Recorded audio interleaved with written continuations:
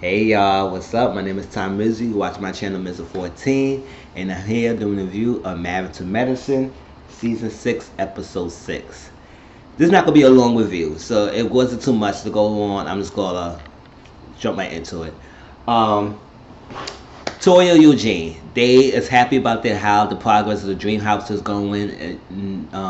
All we know that they are building their own house. So they was just talking to see the progress and see how this gonna be here, her 2 floor closets and the pool, whatever they gonna have in the house. They building how they want it and what their budget. But they just decided to talk about things. They just talk about, oh, did you tell anybody about you get your own house? She said, I told anybody who's important. Basically, she didn't tell Contessa because she said her contestant cannot be cool like that. And I said, whatever. You hating, you doing mess, all that craziness. Just leave it alone. Contessa going through her own little problems right now, and she don't need your unnecessary bullshit, Toya. So get over that. And then just told her to talk about Quad and Greg, and then Eugene said they talked to the boys and talked to Greg, and Greg said one thing, and then Toya said she heard a different story from Quad. Quad saying that she doing whatever she can to make the marriage work, all that stuff, and she trying to reach out. He not working. He not doing what he got to do. Not talking to me and stuff. Greg said that she don't want to do nothing with him. He making it. He trying to make it work, and he trying to do things and do a lot of stuff. But she being avoided and distant. So who don't know who to believe? So that was that, and they squash it. They said don't get attitude with each other. They just keep on moving to the house. Move on from that. Now we get Heavenly, Simone, and Jackie. They still in the Florida trip because they helping Heavenly with her spiritual journey. And they was talking and they was saying that how they used to be the Fab Five. Last season they was all good and everything and on the same page, but now this season it's like cliquish. It's so arguments. It's disagreements. The ladies not together. It's not the same anymore. So it's like it's different kind of small groups within the larger group that they supposed to have, and it's like strange and different that it's happened to have this way. And I guess sometimes this happens. Like when you friendship with people, sometimes people click on more than other clicks. It's get strained. It's more responsibility. It's arguments between the groups. So you gotta form alliances. It is what it is. So they just say that they here for Heavenly and they gonna be there for her and support her journey. And I said that's nice. Now we get Quad. She met with Mark and Abigail. Those are 2 people who was part of their marriage circle group, and they get together. I think she said like once a month or something. And they have a discussion about marriage and talk about helping each other, and it's like a focus group to help each other out. And when it's times it's tough. So Quad was talking to them and they said, "How's everything going?" Since the last time we talked to her, she said it's not going well. It's like it's hard. It's come to the point that I don't want to give up, but it's a point that I can't deal with anymore. It's too much. And they said, did he do anything to make it up to you, like apologizing, work it up, work it out with you, just counseling, something that y'all can do together to make the marriage work? She said, no, he haven't been doing anything. So Abigail said, it comes to the point where I might have to separate. Something needs to be different because right now y'all doing the same thing, and that's not working. What can y'all do to make it different and be better? So it'd be best to separate. Maybe the separation will make y'all come together, realize that y'all do need each other, and y'all can work it out. Or this separation could mean that y'all know y'all fight for your own little individual lives, and the marriage should not be and shouldn't end. But long as that you need the time to think about it before you make a decision, that's what it was. So it needs to be done. It needs to be separated. Separate from each other. Somebody get their own little room or place. Don't just do what you gotta do and keep it on from that. And hopefully if y'all work out, y'all work out. If y'all don't work out, just end it. Just leave it alone, because right now it's very toxic. It seems like nobody's trying to bend the will. It's like y'all all both like fed up. Y'all want to hold on to the marriage, but y'all ain't putting the work for the marriage. Because everybody's in their own emotions and their own feelings and stuff like that. I guess understand how Quad is feeling about Grad scandal with this lady and his cheating and attempted cheating. It's a lot to handle. But like I said, like most people saying, I did never feel that Quad and Jaquag was that compatible with each other. So why is they putting forth? They said been to 10 years and they be married to 6, and that's a long time to be with somebody. But I guess it fell out. This is one of those cases when y'all fell out of love with each other and y'all just tolerate each other, and that's not good. If you tolerate each other in a marriage, then and y'all not in love with each other, what's the point of continue on with the relationship? So separation is ideal right now for them to really think about and reflect on where they should have continued on this marriage.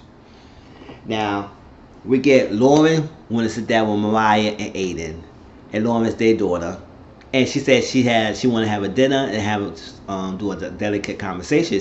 They both said, "What conversation you want to have? Is that so delicate?" And I was like, "Oh shit!" You can tell they mad because they both said at the same time. They said, "What you talking about? What conversation you want to have? So little delicate right now? What's going on?" She said she wants to talk about the birds and the bees. And I said, yeah, she's going to high school, so it's that time to teach the girl or tell the girls about birds and the bees.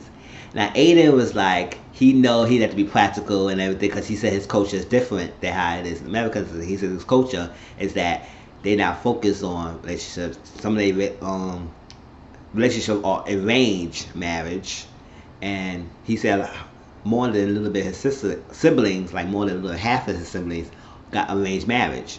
I guess Aiden was one of the few ones that he married somebody that he wanted to be married with, and not somebody that they family married. It's very traditional that you go to school, you study, you focus on your career, then you get married, then you have kids after marriage, all that stuff. So that's like his more traditional approach, and how a lot of family outside the United States country are practice. They practice that career driven focus, being yourself, and then you get relationship, then you get married, then you have kids, not have kids before you get married, all that stuff. So they very traditional, I guess, in American kind of view and values. And he was saying that he said if his wish, he want her to not start dating and stuff like that until she gets second year of college. And Mariah was like, and the Lord was like, he said he know he needs to be practical. He knows that's not going to happen. But he just saying, do not rush it. Don't feel pressure. Focus on your schoolwork. Focus on your studies. That's exactly what he wants. It's like this young girl, you don't need to be pressured to have sex. She know you're going to be, he knows, and they know you're going to be interested in boys. Boys going to be interested in you. She's not an ugly girl, so she's a pretty girl. So, yeah, she going to be getting relationships if you have the little home on the boys. But as long as that you know who you are and you value yourself, it seems like Lauren is not the type of girl who will be fast out there. And she looks like she got mature head on her shoulders. So she can make the right decisions. And, yeah, sex and everything. And it's conversation. And then all of a sudden the conversation talk about, so they asked them daddy when the first time when you started dating. And I guess he said the first time he really started dating someone when he met his wife Mariah. But she said, you dated somebody else before me, and this all ugly girls, all that stuff. I said, oh my God, that girl look like Heavenly, look like me, dude. I was like, listen, leave it alone. Heavenly's not around there, so why y'all always trying to shade each other? Let's go. He married you. At the end of the day, y'all together. Y'all been together for a long time. Y'all love each other. Leave it alone. And yeah, so it was a good conversation about the birds and the bees. And so I just tell her to not to rush and be there, not to rush to have sex. And I guess that sex talk will come sooner or later. But it's good to have the start of the conversation that Lauren initiated. She said, I want to have this. She said, you're so mature. She said, I want to talk about something that's delicate. I said, that was so cute. And they always said, she said, what's talking about delicate? What are you talking about? And it was nice. So it was a good little scene between the father giving his little viewpoints and Mariah talking a little about here and there, and then telling Lauren about things. Now, we know Contessa, she getting a mastectomy, and she got the mastectomy surgery done scheduled early because they had an earlier time slot, so she go there. So she kind of scared about it, and Scott is there to support her, and she said she don't want to tell her kids about anything and alarm them and get them worried because they go to school. So she just telling them that mommy might be a doctor later on, and she might not be there on time to pick you up. So when you don't see me, I thought it would just be good for Auntie Annie. And I said, good. So just not having worries. So they got them to school. And while Scott took the kids to school, her father called. And she was all nervous and jittery about all that. Now she said that she got the call for her father. she said she's not nervous anymore and she could do this. And she also got when Scott came back in the car, um, Jackie texts the phone and said, "I hope everything go well. You be safe recovery, healthy, safe surgery, be healthy and everything. Especially your prayers, best wishes on stuff." And she said she appreciates because she talked to Jackie about that, about how her decisions. And Jackie said she is not recommended, but she understands what she's doing and why she's doing it because she got a family history of cancer going in her family, so she's trying to reduce the risk of her getting it. Because she want to be a long life with her parents, or with her children. So I would say it was nice. So they went to the hospital. They went to the hospital, did getting everything ready. They did little blogs and took she did a blog about towards the children, about how they're feeling, how nervous they are, and getting there and signing the paperwork. You didn't talk to Scott. He's kind of like more nervous, scared for his wife because he want to make sure everything's good. But he said they both are doctors, but sometimes you don't have all the control. So I guess this is one of the controls they can't have because now she's the patient and she's about to get the surgery. And she said after everything go well and it's all good, she could at least go home within a day or two. So it's like, that's good. And some more best wishes for that, and I guess they gonna continue on the surgery next episode. But right now they're starting preparing and prepping her for the surgery. Now, lastly, is the trip. Now, Heavenly reached out to the current owner of her childhood home because she wants to get memories and relive the memories and stuff like that, and how she's growing up. And reached out. He said it's cool, you fine. So on the way driving there, it was so funny because Jackie and Heavenly was talking, and Simone was in the back of the car like knocked out. And I said, "Go ahead, Simone." I was dying because you couldn't take what Heavenly was saying and give you more insight at how she acts the way she is. But it was so funny how Simone was in the back seat all knocked the fuck out. And they were talking. It's like it was panning because she was right there with the camera. It was panning on her, so like you could see her knocked out, mouth open, and just not in the mood. I said sometimes I was like that too. When I'm in the back and sleeping is comfortable, sure I'm gonna be knocked out too. Fuck out of here, unless I have the music and I'm just playing, listening to music and doing something on my phone. Now, we were told that yes, Heavenly hasn't been going outside like much in childhood. She mostly in the house, and she said her mother wanted her house a long time because she said her mother wanted to study, be the good girl. I guess her mother gave her more, like have more faith in Heavenly to do things like be a doctor, be the best, do this, do that, study all that stuff. While her daughter, her sister didn't really have that much pressure. Her sister was the pretty one. Her sister was a socialite. She got all the boys and everything. She did everything. Her mom didn't really put her much pressure on her sister because she did her own thing. But mom put a lot of pressure on me to go to study, go to doctor and everything, to go out stuff. So Heavenly feels like a way about that because she was like, I'm here. I'm missing a lot of my childhood because I'm in the house all the time. So she said she never went out like that. She didn't really have much friends. She mostly stayed in the house reading the book. She had the glasses, so she was uncomfortable how she looks and everything. And she was on home. And I guess it's the reason why she have a hard time in resolving conflicts with people, practice any conflict resolution skills, because she haven't really practiced that skills when she when younger, because she haven't been around children.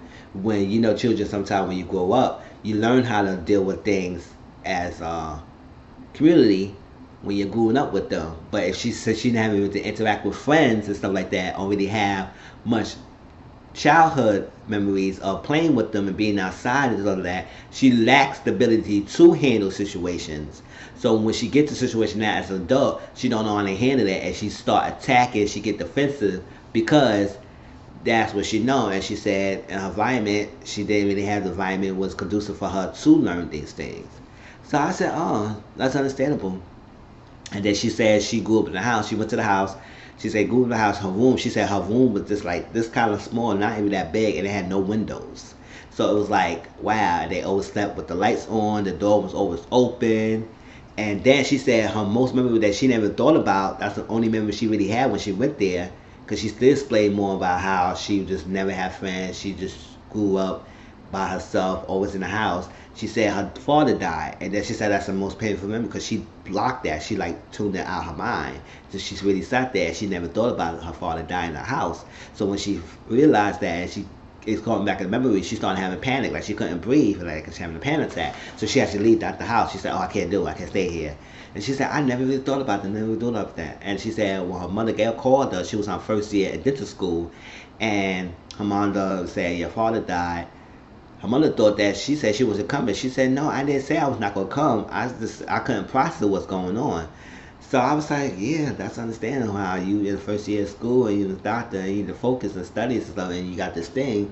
So she said she wanted to do a better life for herself. She didn't want to be here. She didn't want to do, she wanted something better for herself. She wanted a better life. She didn't want to live in the same conditions as her. She wanted to have something different than when she was growing up. So after her funeral, she up and left and never looked back. Never looked back. And she said 20 years plus later, she never came back to Florida until now, until she resurfaced her memories to help her better her spiritual journey. So now we get more insight at how Heavenly is. So later on in the scene, they met with some Heavenly childhood friends who from school, Jeannie and two other people, and they basically said that Heavenly been always like that with her mouth. She always been sharp tongued and so like that, and they love her how she is. But they say that maybe because she could tone it down a little bit and be more compassionate or be more sincere, it's subtle or something like that, and have more emotion about how this like that, instead of being so brutal, because she always speaks how she feels. But maybe she needs to tone it down a little bit. And they said here, so Heavenly said, yeah, I'm always going to speak the truth. It said, yeah, you can speak the truth, but it's the way how you do it and how you delay that truth and portray that truth and sends out the message to people and the way how to receive it. If you be harsh with it and you're not being compassionate about it and you're not being caring and it's just like a whole beautiful truth, they're going to take us some way about that. But if you tell the truth but in a way that they can understand that you're comforting and then they understand that you're not attacking them and you're not judging them, then they can understand, they can accept your truth. So she needs to work on that more, but she said, yeah, they said she always been like that. And that was that. That was too much in the episode. And I'm glad that we get more insights of Heavenly. Now we understand how she act like the way she is, but sometimes you need to learn. And now she went back to her childhood friend. Maybe she can heal with some of the process that she had blocked out, and it can help her progress and heal for her future journey and endeavors. So wish Heavenly the best. And can't wait to see next week. That's where I guess all the girls gonna come together again with Quad and stuff like that. Have more conversations about the situation that Quad is going through. So I'll talk to y'all later. Peace.